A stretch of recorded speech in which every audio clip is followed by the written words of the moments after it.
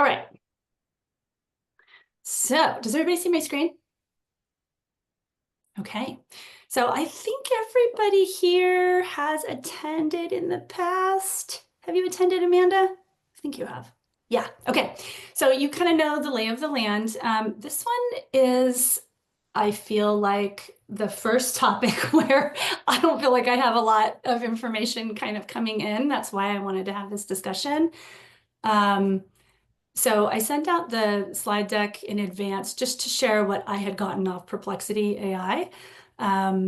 So what I'm curious about, want to discuss, and a lot of you want to discuss also, is what's happening as a result of what's happened in the last month with the Trump administration, right? So what have you heard or experienced firsthand from school and district admins? These are some ideas I thought of the things we could talk about in the breakout rooms. What impact do you expect those changes to have on your organization? How are you planning to adjust? What will you start, stop, continue? We'll do the usual.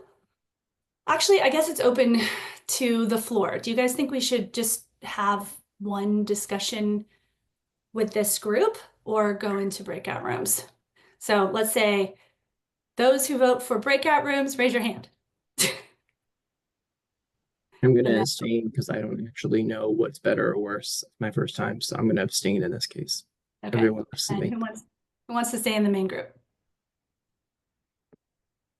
Okay, let's stay in the main group then.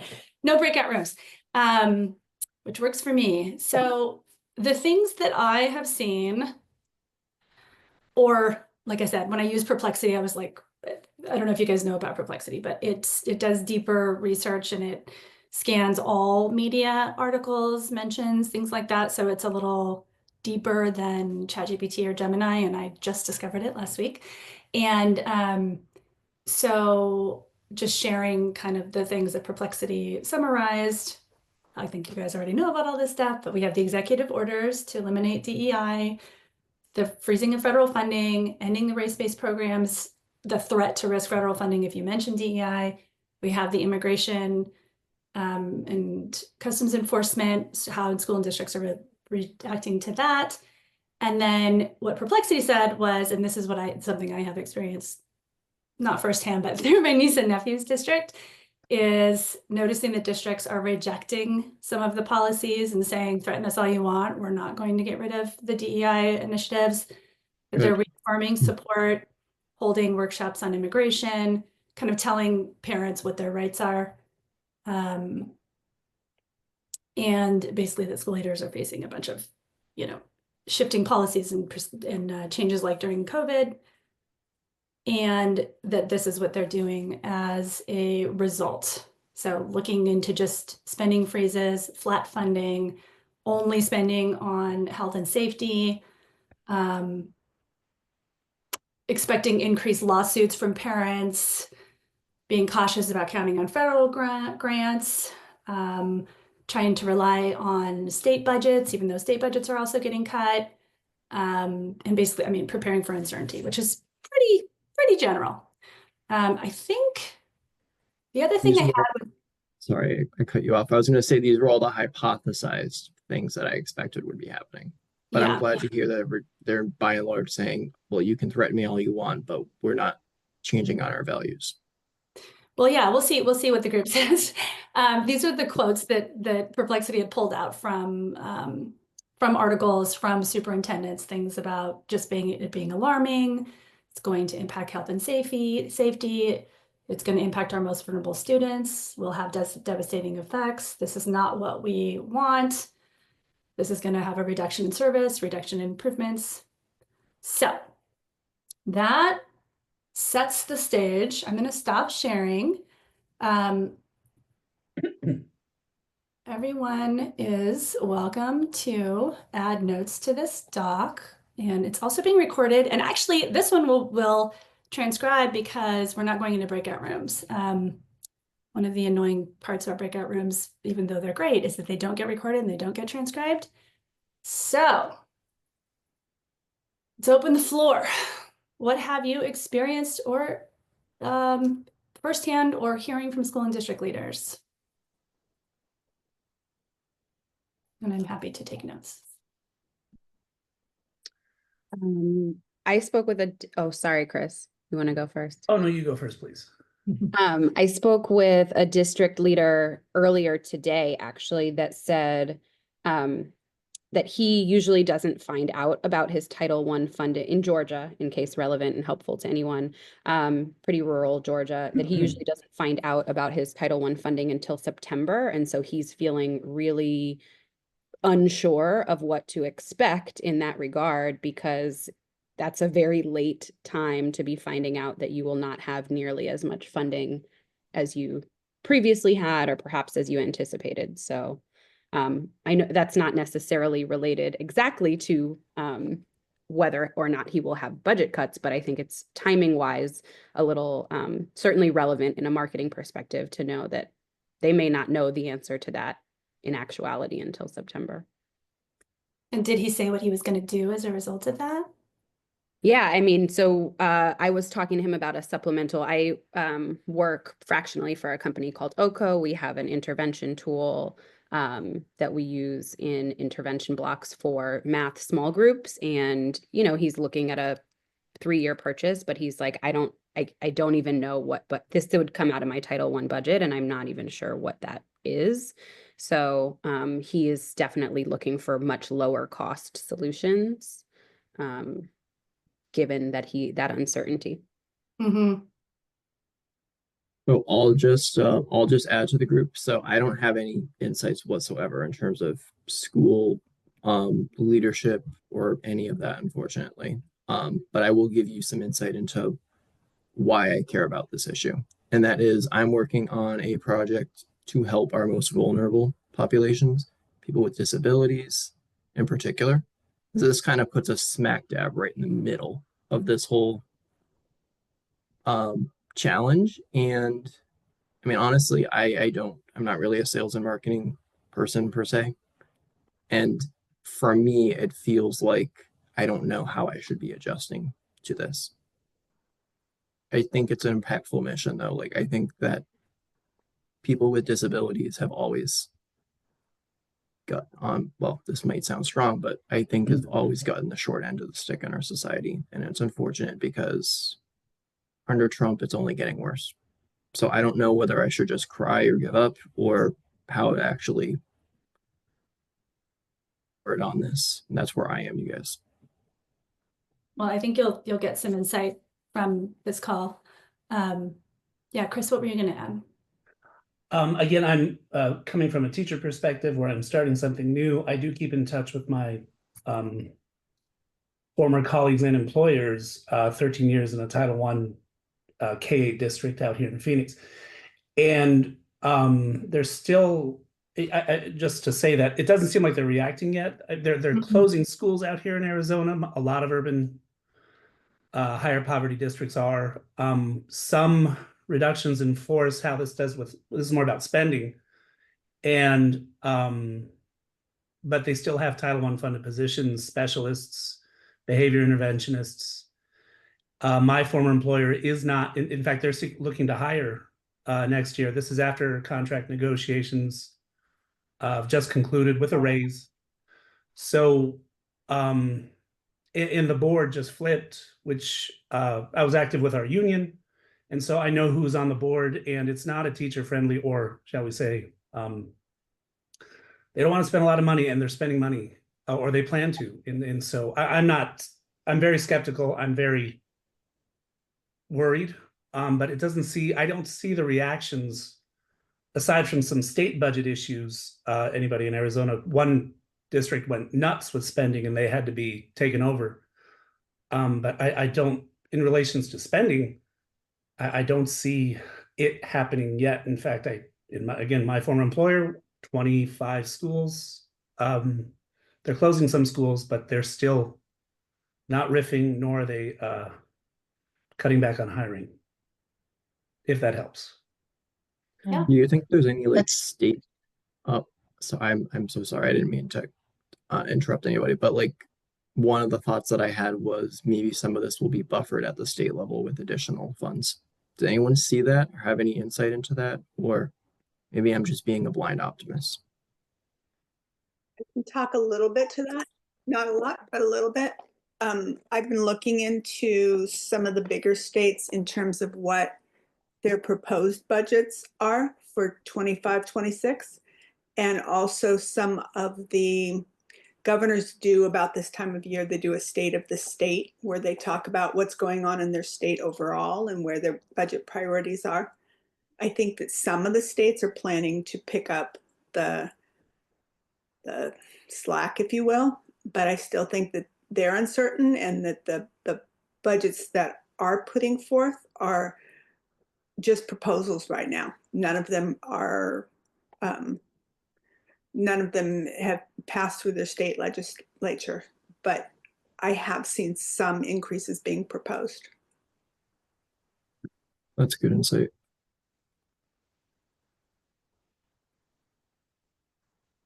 I shared on the community a letter that was sent out. It was actually Poway Unified, which is north of San Diego,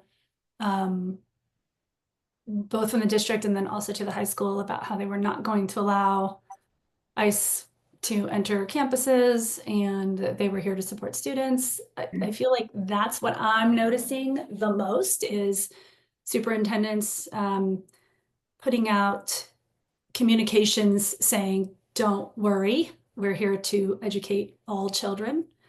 But I don't know if that's only in liberal states. I think it is.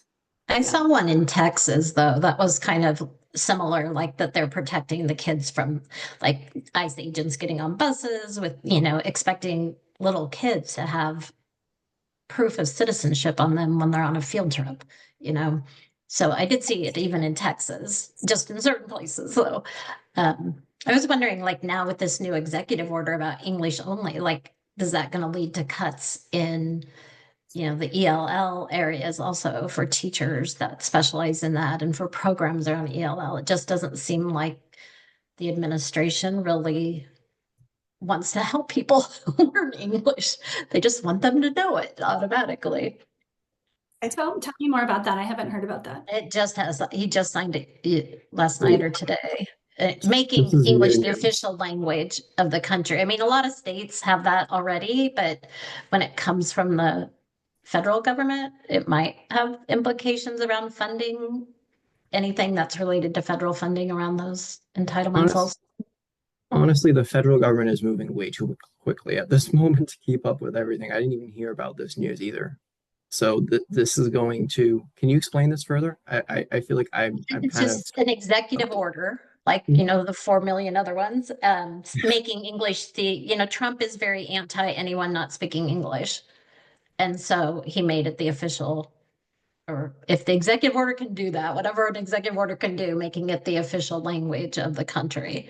So who knows what that means? There's always these big picture things, but then what's the trickle down? But it just seems like that's another area that's under attack.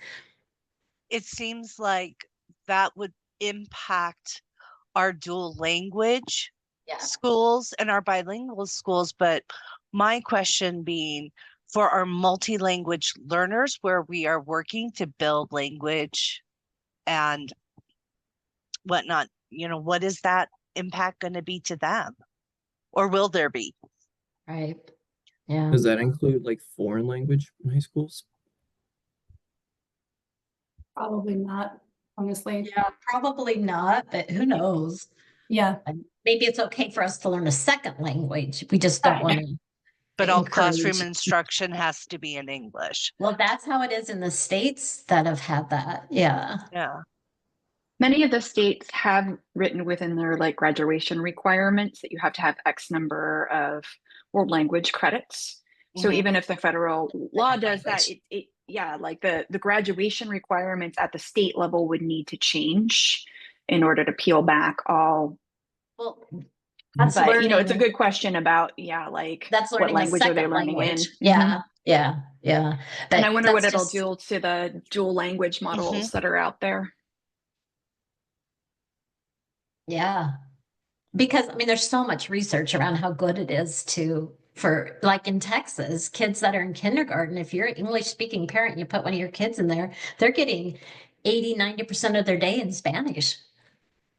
So that they dual can language and immersion programs have become a way for large urban districts to fight white flight, to keep affluent families going to their local schools instead of going to charter schools or to private schools, because it's like a premier offering, and try to bolster up those communities. So it'd be interesting to see what pushback would come from parents who are pleased with that education that's coming to their kiddos. And maybe there'll be an exception for something like that. Who knows? But I just wanted to bring that up, that's just another bullet point to add to the ongoing. I don't know if any of you follow the Department of Education on LinkedIn, but they're getting, I mean, the whole tone from that account has changed drastically in the last month. And every comment is pretty negative towards them, which, like today they posted something about bullying and they're like, wait a minute, you're saying anti-bullying? Well, like it's interesting how that has shifted from everybody was supportive and now it's kind of like this very much infighting, because the educators that are really there with the kids are not appreciative of what the department is saying, obviously. The comment section in that was really on fire. Right. You gotta look at it. So along those lines, I've read that Title I and IDEA, special ed funds, would move under a different department, but not change, because there's no broad support for that funding to decrease. Do you guys, have you heard that? Or I didn't hear this, but I was hopeful this might be the case. Here's my interpretation of that. If you look at the Senate bill that was introduced by Mike Rounds from South Dakota, it will say where the money would, it doesn't actually say where the money would shift to. It says where the authority would shift to if and when the DOE is dismantled. But the more interesting thing to me, and I spent some time earlier this week looking at it, is what is not mentioned in that Senate bill. And there's a House bill that's also very similar, and it's all based off of the initiatives in 2020 in Project 2025. But what's both interesting and horrifying is what's missing. And they don't explicitly say that Title I will be funded. They don't explicitly say that ESEA will be funded. They talk about what will move where, but it doesn't necessarily mean that money's going to track from that. And it does look like Title I's at risk. It does look like ESEA is at risk. And I don't know if any, and then anecdotally, well, let me back up.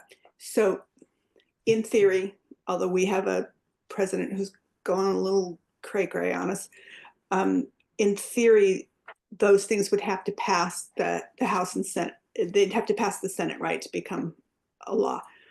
But the other thing that we're seeing, and it's all under the guise of things moving back to the states, but I don't know if any of you guys caught that.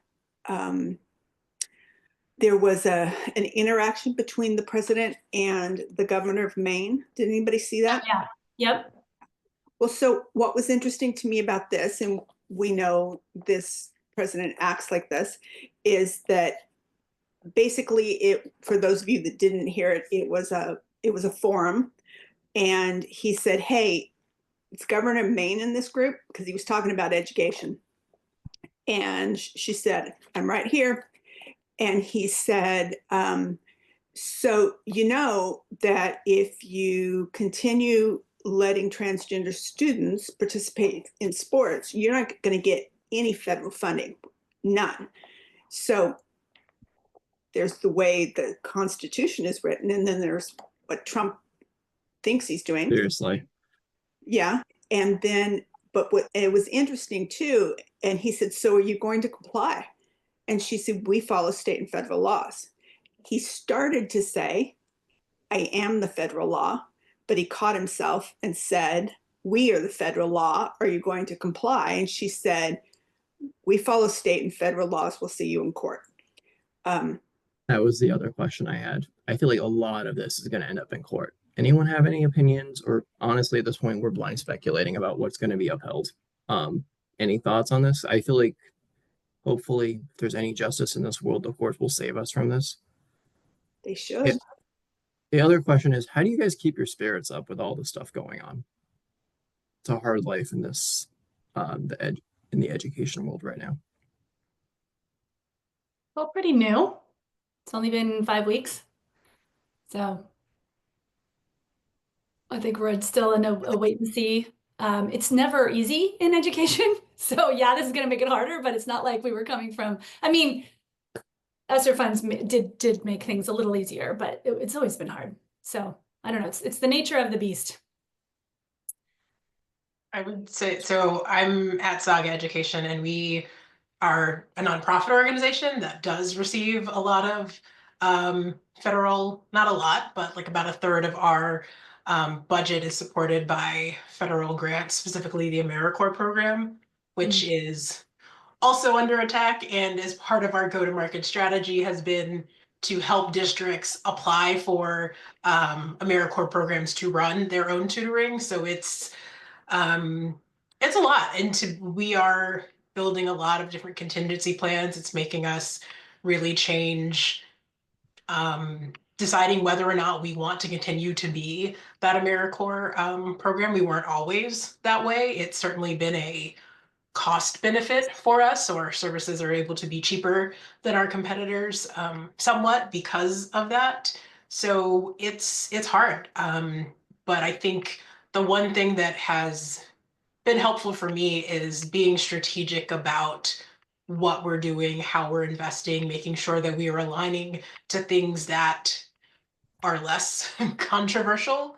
I'm sure all of our products help, improve and accelerate learning. So focusing on the benefit of those grades and student outcomes, as opposed to all of the other things, is something that I've been trying to shift my marketing around. And that's the thing that I lean on at the end of the day, is like, yes, there are a lot of other emotional reasons why I am in this industry and why I care about it. But at the end of the day, it really is about student outcomes and student achievement. And the way we all go about that can have a lot of different means. But I think most of our products have that way to tie in. I would say all of them have some way. And so it's just been a shift of the messaging that we're starting to put out, where we haven't always leaned on that, leaned on that language. So that's just the one thing that I'd say. But the last piece is that I think there are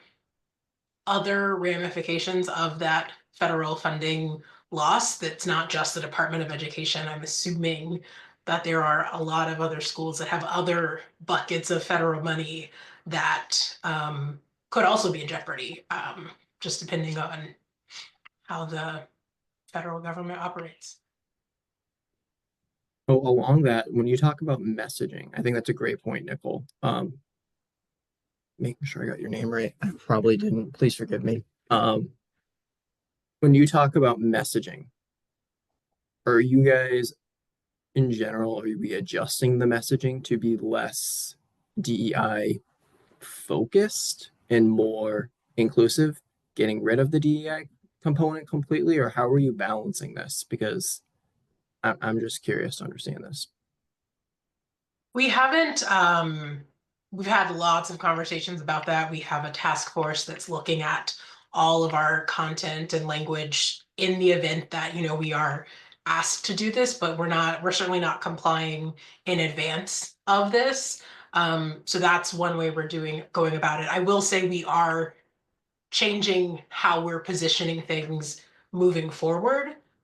Doesn't necessarily mean that we are taking things out of our content calendar, but again, just, we can talk about, as a nonprofit organization, we primarily want and hope to serve underserved students, which does end up being primarily low income and Black and brown kids. But, there's also the achievement aspect of that. So if you look at the opportunity gap, who is being supported by that. So there's just ways that we can talk about our work, saying the students who need it the most. We all, know what that means, but it is a little bit less neutral. And I will say again, because we are a nonprofit organization, we have had, we've had funding opportunities for funders that want to see, support those individual populations. And so it's hard and probably going to be impossible for us to fully remove that, because then we're at the risk of losing some of that private funding. So where possible, focusing on the, math, we do a lot of math. So that math achievement gap and focusing on students who need that support. Again, we all know who that is, but that's what we're trying to do anyway. So that's what I'm saying, is talking about not necessarily shying away from the DEI. Like we haven't changed our website, but it's playing up that math achievement as opposed to calling out specific populations. I think I that live makes a in a lot world of where math achievement doesn't mean, you're focusing on low income and students of color, but that's not the reality right now. And so that's just one way we're shifting. My sister works she's worked as a teacher for the last 2 or 3 years, and this is how I've gained some purview and understanding into the education world. And, for me, I'm neurodivergent, and I'm kind of very deeply scared with some of the things that are happening and the implications for our community. And I'm in the process of trying to figure out, well, how am I going? I want to make an actual impact on this. It does feel extremely difficult. And I'm a big believer of DI, and I was focused on that angle. But to me now, with the funding events occurring, I feel quite stuck, because I don't want to shy away from what I'm actually standing for, what I'm focusing on. But I also don't want someone to say, oh, well, we can't talk to you because you care about this. Do anyone else feel the same way? I see two different things coming out, John. I think I have some clients who are bigger companies who don't rely on a lot of grant funding and those kinds of things. And I'm thinking of two of them specifically that are going to make it through the next 4 years, no matter what. And those companies, I see taking more risk with continuing on with their language about supporting all students, supporting students who have been marginalized and historically underrepresented. But it's because they're in a very strong place of financial privilege that they can do that. I have another client who's much smaller, who was funded under NSF money, and she specifically went after 4th grade science and STEM, because we know that the research shows that if if kids reach 4th grade and they don't see themselves as good at science or math, and specifically students who are Black and brown, then they might not ever think they're good at science and math. So that was what her grant was based on, and they pulled her funding because that's what her grant was funded on. So they impounded it to say we're not. You can just take it back? Is that how it works? No, they can just take back the NSF grant funding? They just didn't. Just not give it. So it's dispersed in different waves according to the different segments that they're doing for their grant, and they just didn't disperse it. It was supposed to be dispersed in January. So it's very individual for all the companies on this as to what kind of a stance you can take. And I don't know. She's not backing off what she was doing for her grant, but she's looking for private funding. And I don't think there's private funding out there right now, because I think the venture people are scared. I actually was wondering, same for you, Nicole, and I am working with Quill, writing nonprofit. They're largely philanthropically funded. And I'm wondering if philanthropy will step up, but I don't know. On the pictures of the inauguration and sort of, the big 7 or whatever they're called thing, that's where a lot of funding does come from, especially for Quill specifically. They get a lot from Google. It'll be interesting to see what happens. But one thing I was going to say is, did anybody watch the Ed Week Market Brief webinar? And I didn't get all the way through, but basically my takeaway was exactly what you were saying, Nicole, which is like, if you are not perfectly clear about the impact and results and the evidence of your product, then you better get there, and you better get there quick, because that's what they're going to be looking at. And so, yeah. I don't, Olivia, was there anything else, any other takeaways you had from it? It was kind of like, I listened to it and it was kind of like, yeah, this all kind of sucks. What do we do about it? And I'm like, can I get some more nuggets? But I think it's a little early. I'm getting more from this conversation, to be honest. Yeah, I I would. already feel like I've learned a lot from this conversation, to be honest with you. I've moved a lot from blind speculation to a more, I think, a better understanding of what's actually happening. Sorry, I didn't mean to cut anybody off. No, good. This is again, from someone who's new to this, about when you say there's lack of clarity in their outcomes, are these, I'm guessing the outcomes being the claims of the product. Yeah. And so in fact, I just did a post on this today. I had a discussion with someone yesterday. They were telling me, yeah, we're getting this growth, and I want to focus on this, not my post. Is that what we're looking at? Is it just seems like a lot of these apps are so expensive now, and I'm wondering if, or relative to what, I don't want to poo-poo them because I used a few when I was teaching, but from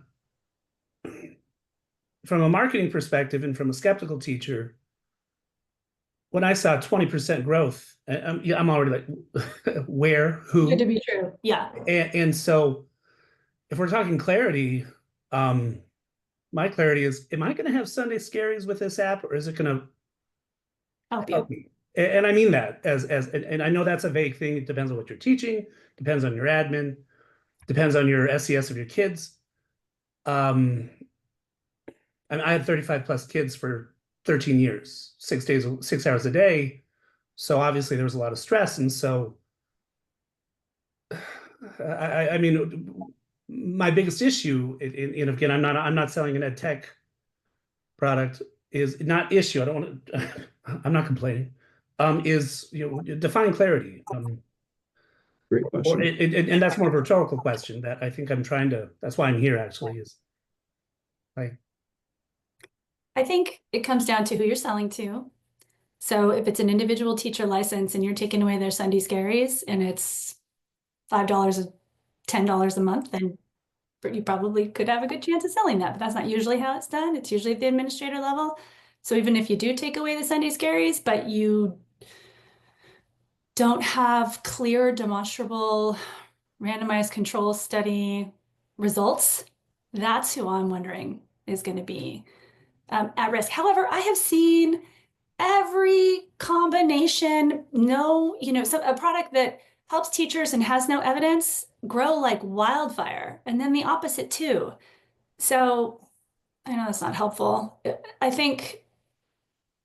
I'm guessing, I'm speculating that it's going to be more about evidence now than it is going to be about helping teachers. I hate to say that, but that's where I would see things going. The real kind of evidence, though, is super expensive to It is. fund the right kind of studies, and a lot Totally. of corporations, even for-profit corporations, don't have the money to fund the true, gold standard. I mean, sure, you can say it's research-based. Okay, we're ESSA level 4, but anything above that costs a lot of money.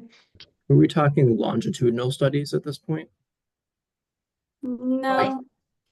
No. No, I think they can be, shorter, but it's control groups, and it's comparison, probably a year at least, I would think.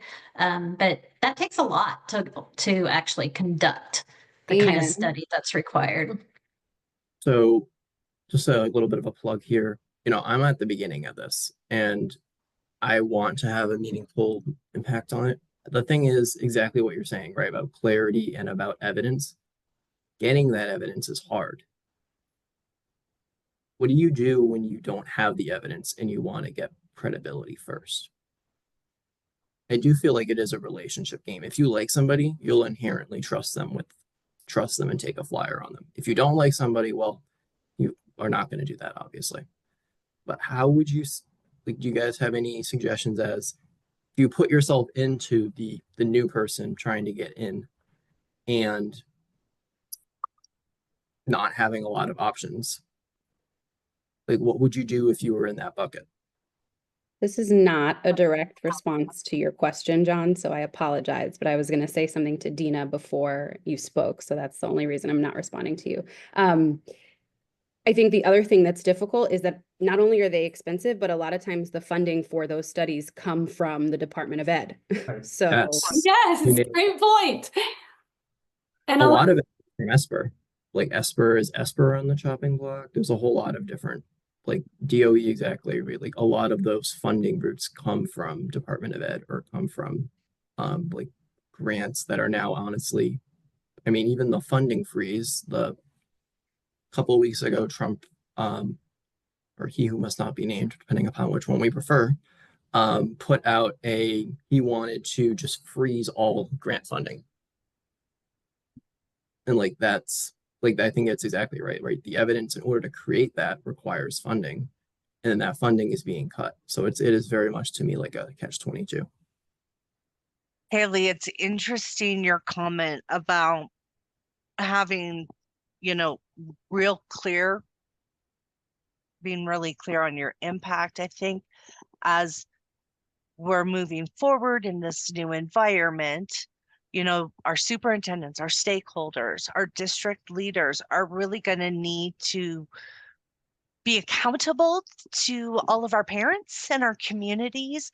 And that evidence of effectiveness, I think, is going to be an incredibly important piece as we start to build some of our it's always been important in our marketing messages, but I think it's going to be even more important. I think so too. And I think all district leaders, to your point, 100% agree, they have to be able to justify their investments. And like Quill is an interesting example because they do have research, they just haven't really publicized it, which is interesting. And they have like different reasons why they haven't yet. But I'm like, I think it's time that we come out swinging a little bit on the results of this product. Now I think is the time. We got to figure out a way. But I totally agree. It's like they have to CYA, right? Or CTA. I know there's definitely not like an defined answer or a good defined answer to this. How would you make inroads into it? Because for me, my thinking is honestly, we're going back. I don't like it. I don't like a lot of things happening right now. I don't like having a lot of not having options in the market. I don't like a lot of things. I don't like. I'm not willing to sit by and be a bystander to what's happening at this point. I want to take action and do something meaningful. However, it always feels hard or impossible in many cases. Like Christine mentioned, running pilots, you know, but those are difficult in that you often ask, you know, you offer it for free because you're needing something, but people often don't see the value in something for free. And so it's difficult to sell it, even though it's free. And you also have to, you know, be on them about getting what you need from the pilot. You know, you're not just giving something, you're asking for something in return. And so it's not easy, but it's, you know, it's definitely a strategy. And sometimes it's a matter of getting one advocate early on who has some kind of sway. So it's one, then maybe two, then five, then 10 that can grow, and that then seems to trigger. There's a tipping effect somewhere in there as a starting point, just to get some objective sort of evidence, right, even on a small basis, without having it be a giant study that has a sample size that's significantly, you know, there's significance there. But I think given, you know, I think, John, you had mentioned this is a relationship business. I think that can work in favor of doing things on a smaller scale and having that, you know, somebody who has seen a dramatic difference in what's happening can then be your advocate and an ambassador for a program like that to expand. In your experience, how many conversations does it take to get in the door? I have some benchmarks. I have no clue whether I'm even close to accurate. Well, I think it depends. I mean, if you're talking about particular, like I come from like a SaaS ed tech side, and selling into schools and districts. I think it depends, right? Is it an app, a teacher-based app? Is it something that would be rolled out on a school-wide basis? That would depend, the size of the purchase, and depends on who those, will decide who the purchase decision makers are. It's hard to get something adopted on a district-wide basis for sure. Yeah, And how much that's pain someone is experiencing and whether you can relieve that pain. So, vape detectors spreading like wildfire in bathrooms across school districts because it's a real problem. But there aren't very many things that are quite as urgent, I think. I mean, they come up, the cell phone holders, those were all the rage last year. So it just totally depends. How do you Look quantify at with the pain? AI, how many anti-plagiarism detectors came out, right? Like those apps. So there's going to be a counter to kind of each thing that's rolled out as well. I mean, that's kind of a commodity. I mean, well, I don't want to make myself overly controversial here, but I feel like that's just a commodity at this point. There's no putting the AI genie back in the bottle at this point, whether we like it or not. I am very terrified with some of the things that are coming down the pipeline with it, but I didn't invent it. I'm not even close to smart enough to invent invent an LLM like that, because it's a lot of work. But I think it's what Holly mentioned, it is what pain point is it trying to solve? And how much of an immediate, like day-to-day experience is that pain? Because the higher the perception of the pain, or at least, relieving some major cost or issue that's actually like draining a school or a district to a point that they may not even be aware of, that's where those things can come in terms of opening the door for a discussion. But how do you quantify it? This is where I mean, I think I have an idea, like, okay, here's the pain point, but I can't put a number behind it. And that's where I think pilots in the past that I've worked with are when you actually take one school district, for example, and say, hey, we're in this together. We're going to experiment with this. Let's take measurements. You set what those KPIs are to determine, like, okay, what is the before, what does the after look like? And then getting the qualitative as well as the quantitative difference before and after, see how people experience those. And then usually, right, if you believe enough that this is going to have an impact, you do get some people who are pretty strong advocates coming out of it and saying, hey, this worked and this is why, which can lead to a conversation in a regional, like similar school district, or you know what I mean? So that's where then you start to build momentum. You get more and more proof points that feel much more significant. It's not you just saying it, as a momentum game. Right? So this is a momentum game. As you begin to move momentum, it just picks up momentum and works that way. Yeah, I'd like to circle back. I don't want to put Summer on the spot, but I know she's there muted with her camera off. But anyone else on the call who is in sales, making cold calls, prospecting, or anybody who's in close contact with salespeople who are doing prospecting, I want to know if that alone has changed in the past 4 weeks. Yeah. Sorry, my Thank camera's you. off. There she is. I'm here. I'm putting you on the spot. I head up business development at a social emotional learning company right now. So this is what we do every day. But I think this landscape has changed greatly, especially with the email deliverability things that have come up. Yeah. So at this point in time, like this is not I think like the model that people used to use a lot was like this predictable revenue model, right? Like if we just chuck more numbers into the top of the funnel, then we will naturally get good things that come out, but that's not the case anymore. We really need to be personalized. We need to be quality based. Not only do we do a lot of pain point selling, but we do a lot of like regional specific pushes and make our product kind of fit for that specific state or even like that specific like county, right? So it's really about like figuring out who your champions are and figuring out what ultimately, like, what would happen if they didn't have our product, and kind of use that as the fuel for like, listen, you guys are likely struggling with this same exact pain point. This is why this district keeps coming back to us. Like this is why they continue to renew. And this is something that like you should be considering as well. I don't know if that helps, but yeah, it's not just emails and cold calls anymore. It's like an omni-channel approach, especially with districts and especially with like school people. It's all focused on who you know and who you trust, and building those relationships before you pitch.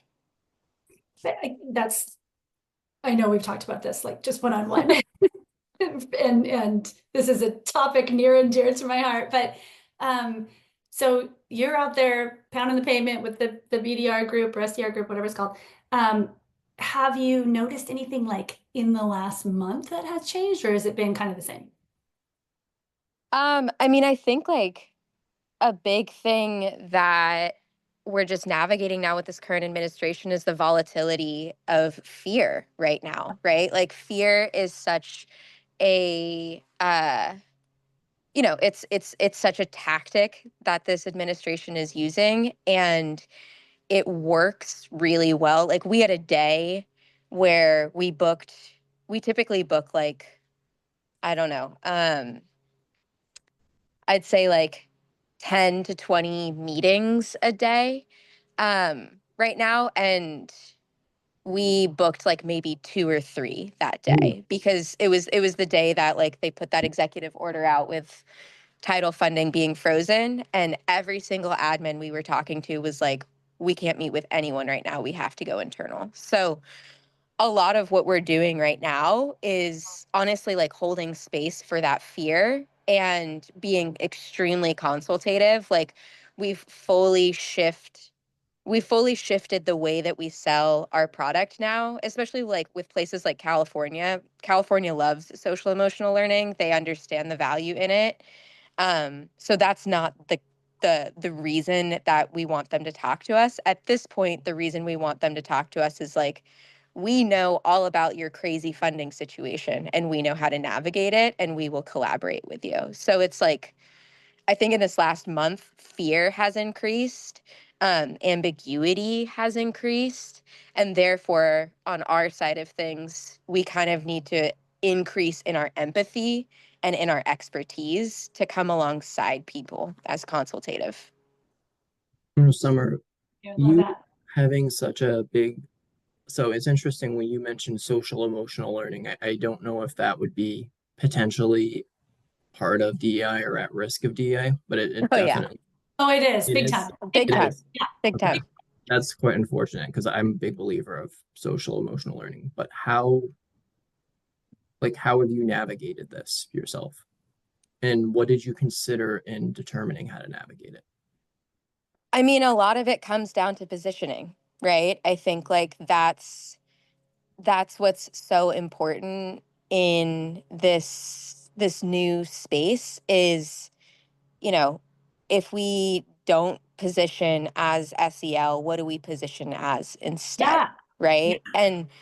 And ultimately, like my favorite thing to do is selling to people who don't understand why SEL matters, but like then by the end of our conversation, they have basically told me like, yeah, I fully believe that students should be free thinkers and be autonomous and be independent. And I'm like, yeah, dude, me too. And I can help you get there. So it's all about positioning. That's all it is. One word I haven't heard yet, but has been implied: patience. Mm-hmm. Yeah. Try having patience when you're backed by private equity. Yeah. Well, that's the problem. That's the challenge. Patience. That's why everybody's getting laid off. Yeah. So Haley, that's a great point, right? So like there's headwinds. There was headwinds as for funding and stuff like that. And a lot of companies are backed by private equity. So what are people doing? Are budgets being slashed, or budgets being like scrutinized to what's performing better? Like, what, like what's the reality? Or are they going, hey, it's going to be tougher, we're going to have to double down in some areas? That's a great question. I mean, obviously for FEV tutor, they didn't double down No. in the towel. I feel like I've been saying this a lot lately, but my whole thesis for starting to go out on my own and for the Hey There agency was that they were not going to throw in the towel completely. We're still going to need marketing and sales support, but we're not going to want to hold it and keep it and as a an expense center full time. So I see that happening across businesses. It happened to the last company I worked for. But I think it depends on the size and who they're backed by, and like all things, it depends. Yeah. But every time I look at LinkedIn, I see somebody else who's been laid off. So are you saying across the board in EdTech that you think that marketing positions are going to be like wiped out or not be there? Or I don't understand, because I know we spoke before previously. It was a great opportunity to really meet you and learn more about you. And one of the things you told me about was that during COVID, funding blew up, increased a lot. Then you had the downdraft. I feel like it's the same story with every industry. So now does the funding just keep going down further? Or, I mean, what are your expectations there? My expectation is that now, I mean, all bets are off now. Before the last month, I thought it was just going to go back to how it was pre-COVID. I spoke with a CEO that had been in the business for a long time. I asked him what he thought. He's like, I think it's going to be, not great, kind of normal for 2 years, and then things will, start to increase again. But now I'm actually talking to him today. Ironically, I haven't talked to him in months. And maybe I can ask him again what he thinks. I don't think anybody knows. That's why I wanted to talk about this on this particular call. We're all going to have to wait and see and adjust. And we're actually coming up here on the top of the hour. But I really appreciate this conversation and everybody who contributed. And thank you so much. I learned a lot. Hopefully it was helpful. I will summarize the notes, and I'm sure all the note takers will, also all the AI note takers. So if you guys have those, if you could send them to me, that would be great. And we will meet again next month. Topic to be determined. I'm wondering if it should be something about AI. And yeah, have a great weekend, everybody.